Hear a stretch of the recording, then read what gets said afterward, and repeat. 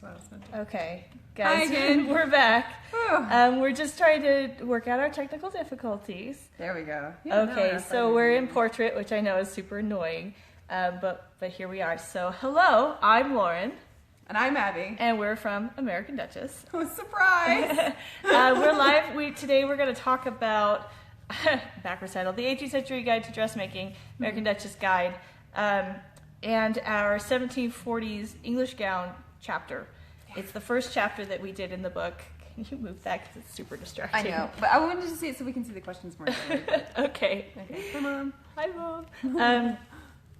So the first chapter that we did in the book was actually the hardest gown of all. It was the pleated back English gown. And we actually have all of the things here on the couch that you can't see because we're in portrait aspect about this gown. So we're going to tell you a little bit about it, our experiences, some behind the scenes shenanigans, with some previews from the book. Yeah, and I just want to take a moment to say the irony with, what made this gown hard wasn't necessarily the back, it was doing the double robings in the front and making them completely intact with the bodice of the gown instead of doing just like tubes.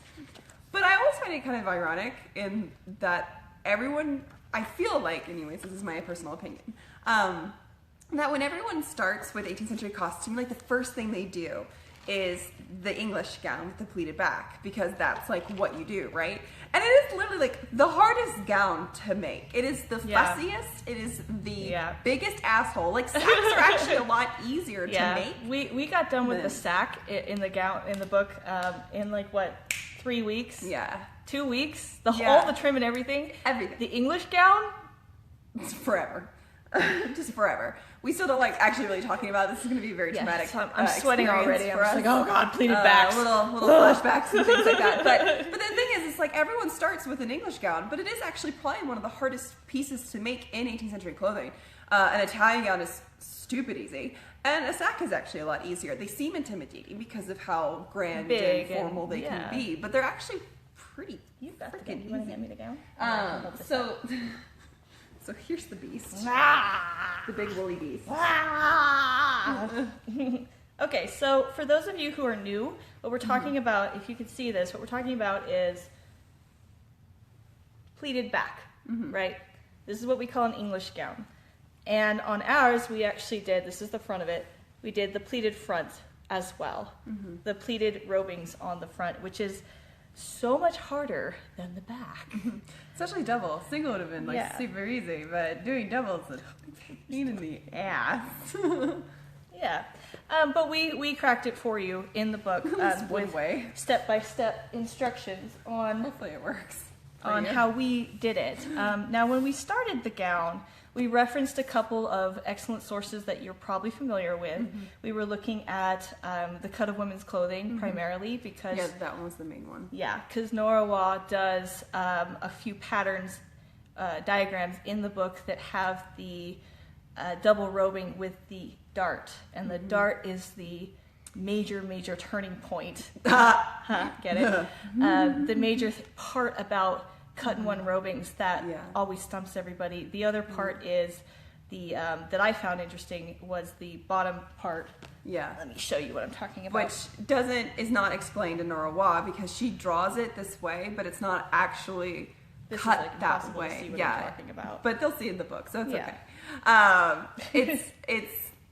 It's much more simple, but also more complicated than what the diagrams in Waugh show. So it was really interesting. We also were able to reference photos of early 1730s and 40s wool brocade gown that I studied in the Colonial Williamsburg collection, which were very helpful but also very confusing because the way we were trying to make this gown, I was trying to use that as references, but it was still very complicated. And then it's one of those things like, what if we did it this way? I'm like, I think there's like 15 different ways you can do this because the way this wool gown is in the CW collection is completely different. And I still am very confused by how they pleated that thing. But it did help crack this dart here that you see in, if you look at Nora Waugh's cut of women's clothing, this wedge that's cut out in the shoulder, how that actually works and what it does. So one thing that we Thank you. ran up against is that there aren't a lot of double robing pleated gowns left. There's hardly any to study because it turns out when you take apart a double robing, pleated gown, what you end up with is the perfect square bottom shape of an Italian gown. You have a lot of fabric in there that you can, which was on purpose, that you can easily cut a new gown from. And so a lot of gowns from that period, we're talking about the 1740s specifically, were unpleated and then recut. And if they weren't in that, guess what happened in the 1840s when that silk brocade became really trendy again? They don't exist anymore as 1700s gowns. So that was a bit of a challenge. There's not a lot of reference there for how to do it. So we spent a long time at the beginning of our book project figuring this shit out. Because that was probably the best use of our time and mental ability. Yeah. We only cried once, twice. 5 times. 7 times. 10 times a lady. We only did that about it twice. But we did it for you. So in the book we have step-by-step instructions. This gown construction is the longest tutorial in the book, right? Much longer than the Italian gown, even longer than the sack. We have handy diagrams for you, like, here's how you pleat that, right? That bastard. To the lining. Here's how you do the lacing strips, spiral lacing versus crisscross lacing.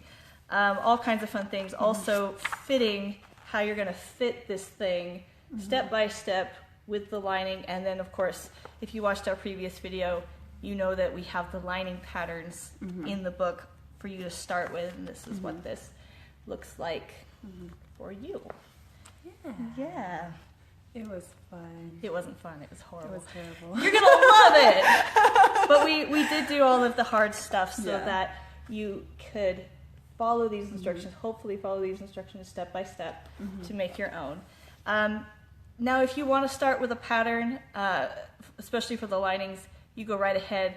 Golden Scissors has a great pleated back gown that you can use the lining pattern, get that fitting you, and then you can do the double robing on top. So we do a little bit of cutting. We do. This. Yeah. You can also use the Outlander Simplicity, not Outlander, beg your pardon, but just our Simplicity patterns. 8161 and 8162. You can use those as linings and then build the pleated back and everything off. It takes some alterations when it comes to the front because of the stomacher, but you can still use those as well. Yeah. So this gown is also the most boring gown in the book.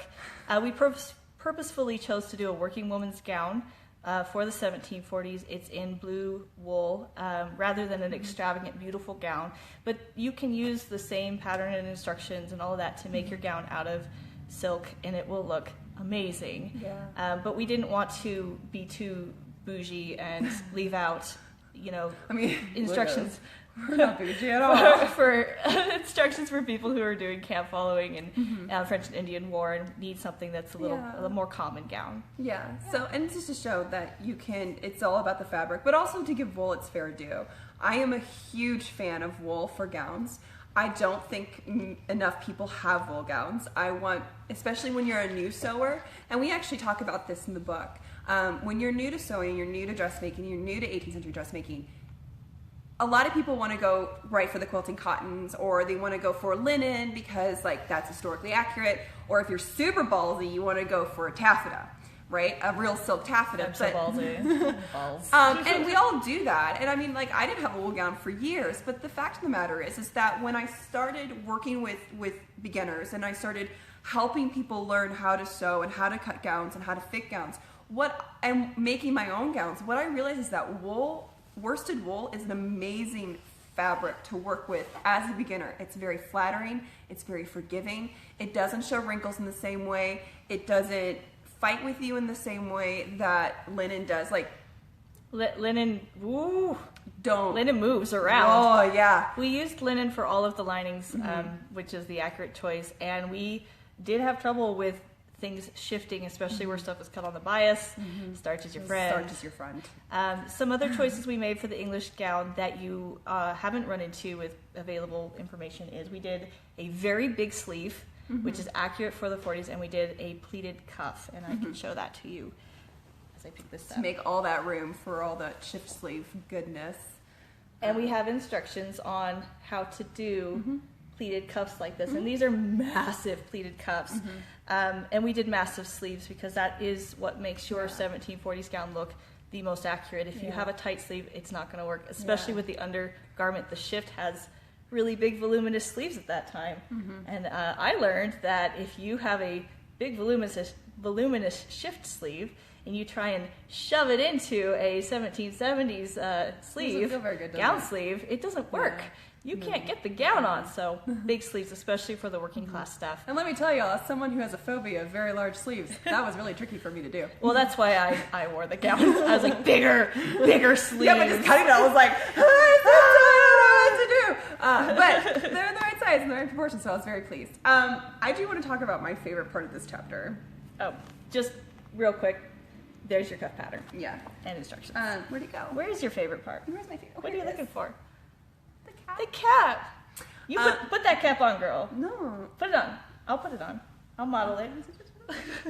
I look like a bad bicentennial reenactor. So I look like Betty Draper. Like, just with every chapter in the book, we didn't do just gowns. We did accessories, all the stuff as well. So you get a cap. 1749 is the date on that. Yeah. We also did an apron that has a dip in it. Yes. We did mitts. Where are the cute little mitts? So we have a diagram on how to do mitts. How to measure for them, how to make them so they fit. You can have a mitt fit. So it's not just like standard measurements of like, here's a pair of mitts and golf measurements. It's about how to take your own measurements and then draft your own mitt pattern based off of that. Because one of the things that you might learn is that your forearms and your hands and your wrists are going to be different than people's in the past.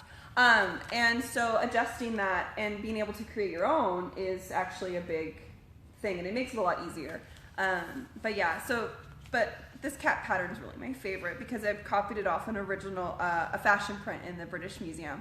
And I thought it was really cute because I wanted to do a cute cap pattern. Like when you think about, because you made like the Lappin one that like goes around here. Oh, the silly baby cap. And it's like fun and cool, but people don't want to wear that. You don't necessarily want to wear that. So I wanted to create a cap pattern that was really cute that people would want to wear, and I adore this cap pattern. It has these little bits here. You can technically fold them up. Lappet's Light. Yeah, we call it the Lappet Light cap, and it's really cute. It's not very big. It's not meant to go over a lot of hair. My hair is way too big for it right now. Thank you, Fresh Wet Set. But it's super cute, made out of linen. You can see really nice gathers in there too. And you can, of course, make this out of like cotton organdy or silk organza, and it'll be adorable.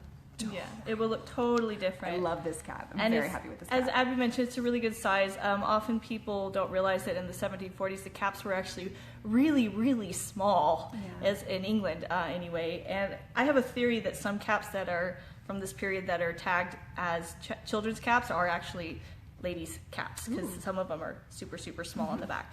So we've got the pattern for that, all the instructions on how to do it. You're absolutely going to love it because it's really fun to put together. And it's easy to alter, too. So if you do want to make it bigger or you want to make it smaller, it's very easy to do that. Yeah, caps are super fun to play with. I love patterning caps. It's like my favorite thing to do when I'm bored. Do you want to hand me the apron? Sure. This isn't at all interesting on film, but woo, white apron. It's a lovely linen apron. One of the things that we were happy that we started with first in the book, if you're going kind of like straight through it, is that the English gown chapter has a lot of really basic things in it. The 1740s were all about the millinery. Well, it's always about. It's always all about the millinery. But like the whole front of your ensemble in the 40s is linen, or you can do finer fabrics as well. It's all fluff on the front, and you show off those beautiful pleats in the back. So hopefully they're beautiful. Hopefully. So we did a really basic linen apron. It's got stroked gathers here at the top. I don't even know if this is the front, that's the back. It doesn't matter. Stroked gathers, instructions on how to do that, and so it's all very nice and fine. And this is an apron that has a dip in it. Anybody who's familiar with aprons of this period, they have they're shorter in the middle than they are long. One thing that we discovered when making aprons with dips is why they had the dips in them, and we explain that in the book. I'm not going to tell you now. It doesn't have to do with peignets, but that's part of the getting dressed part of wearing a robings gown with all of the accompanying and correct millinery on the front. And the last thing is a very basic straw hat. A bergeret hat, which is not the correct term for the time. Bergeret came after that, but it's a very typical style hat for like the entire 18th century. You totally made me cringy. You're making me cringe. But it makes me a little uncomfortable. Which part? The hat. Which part? I love just this like hat. how like dorky they are, because It I'm such depends. a 1780s hat girl. Like, It depends if you tie it in the front or in the back. Tying it in the front is accurate for the 40s. But it's not Tying it in the back convenient. is also accurate for the 40s. So you pick how dorky you want to feel. Yeah. This is a straw hat blank. You can get them from Burnley and Trowbridge. You can get them from Little Bits, I think, still. They're It's getting like trickier and trickier to find. You can also make them from placemats. Colonial Williamsburg sells them. If you're feeling really saucy, you can get some braid and make your own. Yeah. Yeah. Have fun with that. Shallow crowned hat. And then we just show you how to decorate it in one option for, I mean, really, really basic, how to make the bows, how to stitch it on there. It's a super fast project to do. And of course, you can riff off of this forever and ever and ever and have all the fun that you like. Yeah. Okay, you guys, if you have any questions, write them in the comment box. They will come up on our screen. Oh, Lynn says that we look really cute, the newsboy and the Clara Ball. Oh, I feel really cute. Yeah, so some more views of the inside of the book with my mug there, my dome. Hi, Laura Knowles. Hi! Everybody, welcome Hi, Lauren editor. Knowles. She's our editor from Page Street Publishing. Without her, this never would have happened because we're pretty Definitely sure not. it was her idea to put this forward to the publishing company. Again, with the mitts and then the little like step-by-step on how to. Yeah. In the start of every chapter, I think we might have addressed this in the earlier live stream. We go through the choices we make and why. So we talk about like the fabric, like why we did a wool gown and why wool is an excellent choice. We talk about the design decisions that we made with the gown itself. And then we also, if we have any sort of like extra research, we bring it up. And we don't want to talk about it here. I want to talk about I'm so excited to talk about this. But we address the idea of what the hell is an en furrow and what does it actually mean? It's not what you all think it means, but we do address it in the book with references so that we can kind of see where we're coming from with this research. I think you just gave it away. No, I don't think we did. I just said that we explain it. Well, you have resources in the back of the book. This is from Abby Richmond, where we can get materials. Yeah, we do have resources in the back. Basically, it's the standards. You know, we have Burnley and Trowbridge, we have William Booth Draper, we have Renaissance Fabrics, things like that. We do the best we can. It was one of those things like we didn't know how much to put in there because Things change. Things change, and we Yeah. don't know how long the book is going to be out, and we didn't want to put websites in there that we weren't sure we're going to survive. Like that obscure silk website that everyone's like super obsessed with at the moment. It might not be there next year. Yeah. So we wanted to put standards in there that we know have longevity, that will be there for a while. Lynn- So for fabric. Lynn asks, what period are fabric-covered bergères good for? You do get fabric Yeah, you do get covered them in in this period too. especially the undersides. Yeah. You see silk covering and then straw tops, or you You get get cotton coverings too. like a printed cotton. And then you get straw that's completely covered as well. So we did like the simplest form, which ties into the next question. Martina asks, is your book suitable for beginners? Hopefully. Parts of it are, Yeah. parts of it are much more advanced. Yeah. We have projects like the cap. This is a really good beginner The apron. project. The apron's a good beginner The project. kerchief. To practice. Oh, yeah, we did a kerchief too. Didn't We talk did. about that No, because we it's forgot. basically a triangle. It's a triangle. Good for beginners. These techniques are going to be foreign to you if you've never done any hand sewing. But that's why starting with basic millinery, like a plain apron, like a plain kerchief, like a simple cap, we put that in the book so that way there was something for a beginner that you could practice your hand sewing with. And we have all these lovely stitches here, Yeah. diagrams that I drew with my art degree, and explanations of them for you to refer back to use and to practice. And also to do another plug, we're collaborating with Historical Sewing with Jennifer Rosebrook. said the Rosebrook. She will be doing We probably still got it wrong. I know. I remember because they gave me Rose by a brook. Yes, Rose by a brook. She'll be teaching workshops through her company using this book as a textbook, and she's going to be teaching the basics of hand sewing and very simple things. So that way, if you are a beginner and you are nervous about going out on this costuming adventure on your own, don't worry. Jennifer's there to help you. And she is our person for that. And we'll be popping in and out giving, so why'd you do it this way? And we're like, well, that's a good question, type of thing. Like with millinery, what I found going more and more into the hand sewing is you have ample practice doing hems. Hemming. And what I like to call the 18th century whip and slip. You whip everything, you slip everything. Like, when I say slip, I mean hemming, hem stitch, whip and slip. You're gonna have so much practice hemming that you're gonna be an expert at it very, very quickly. Martina, they're online. They're not in person. They're online, so don't worry about that. You can be across the ocean. It's fine. Yeah, something for everybody. So I think that's a pretty good look. Any more questions you guys want? Any more to peek at anything else? Just let us know in the comments box. If you want to pre-order your book, it's on Amazon, it's on Barnes & Noble. Just Google the American Duchess Guide to 18th Century Dressmaking. It will come up with like all kinds of sales options.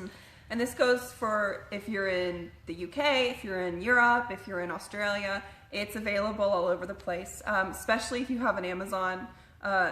If Amazon's in your country, you're fine. Yeah. So just Google it. It'll be right there. The price is completely comparable. They're not gouging the prices for like the EU audience or anything like that. Like the prices are very, very fair.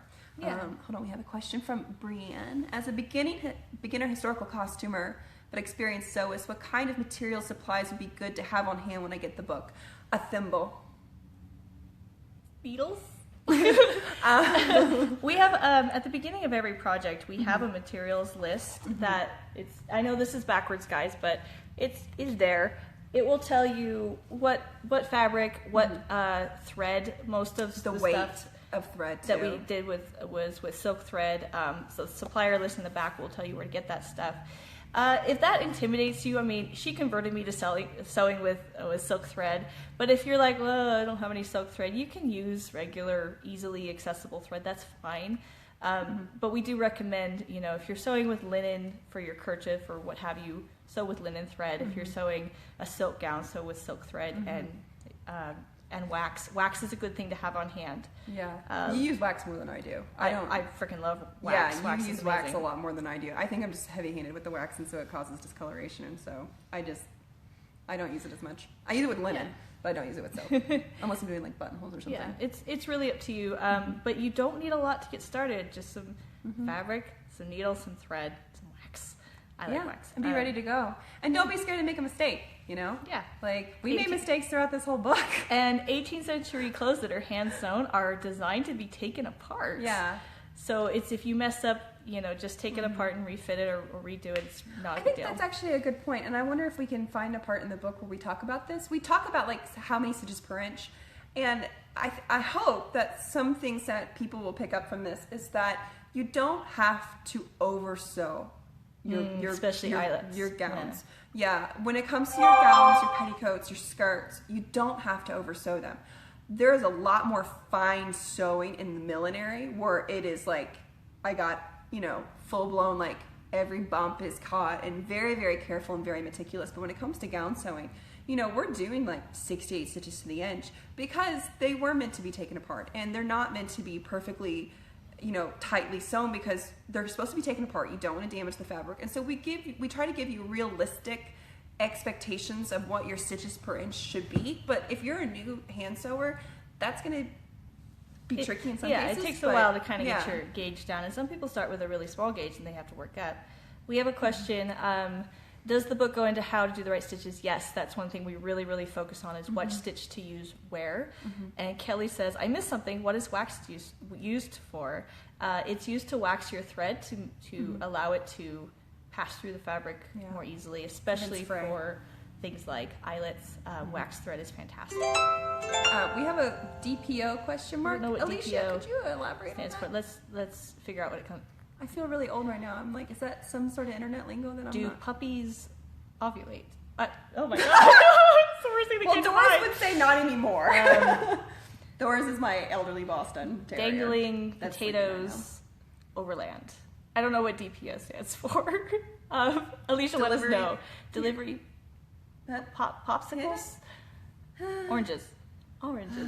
Anyway, you guys, thank you so much for tuning in. Any more questions? This live cast is going to stay up as just a recorded video on our newsfeed, so you can type more questions in, and we will answer them, just not live. Again, if you want the book, pre-order, Amazon, Barnes & Noble, etc., etc. It comes out November 21st. So we're getting closer to that date. Closer and closer. We are also going to have books on our website for sale that you will be able to buy a signed copy for a little bit more if you want to. We don't have them yet because they're not finished printing them. Yeah, we actually found out 3 weeks before. 3 weeks before Maybe that's when the something like that. They'll start shipping those to us. Maybe. And then we'll put them on our Maybe we totally website. I don't know. Hard to say. So we I need will more have coffee. them. You can buy them from us with signatures, chicken scratch that you can barely read. All right, thank you guys. In a few weeks, no, I'm going to China. So 3 weeks, I think. in 3 weeks, It's we're going 3 to be weeks. doing another live cast talking about the sack. Yeah. And we're going to show you that gown as well as parts of the book specific to the sack and all of the millinery that we did to go with that. So tune in. We'll let you know when that's going to be. Okay? Yeah, it will be Later. October. Because Anyway, someone has to go to China. yeah, make sure our shoes are awesome. Yeah. We love you guys. Thank you Thank again. you. And we look forward to speaking Next with you time. Yeah. Bye.